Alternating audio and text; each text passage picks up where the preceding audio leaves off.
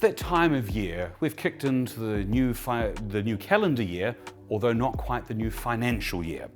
And so you may be considering potentially replacing your vehicle. And one of those is saying, you know what, we've had a pretty good year, let's write some profit off by selling our car. The problem you've got is that a vehicle is an asset by nature.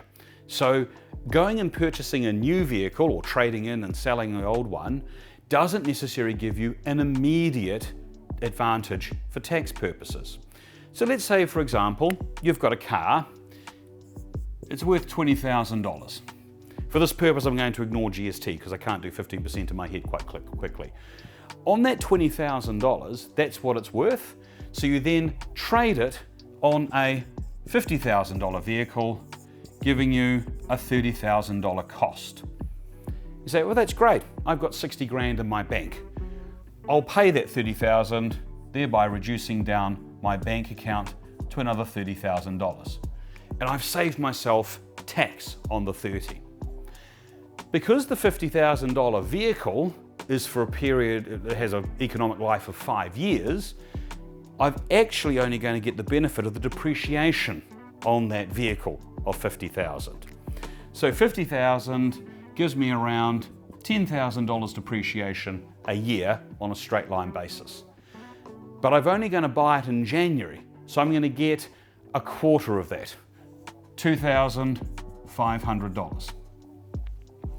Now let's assume I started the year with nothing in my bank account. So the $60,000 I had in my bank account before I bought this car recognized the profit for the year.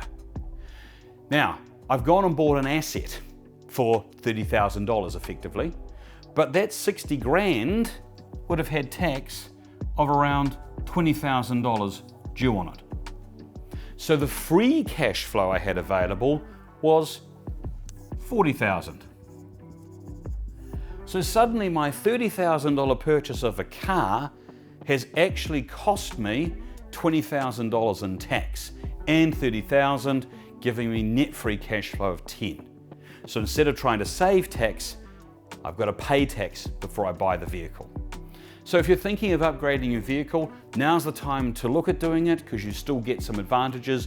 New calendar year, because all cars are based on the calendar years, but because we haven't hit the tax year, talk to your advisors first, see the best way to structure this to work for tax efficiencies.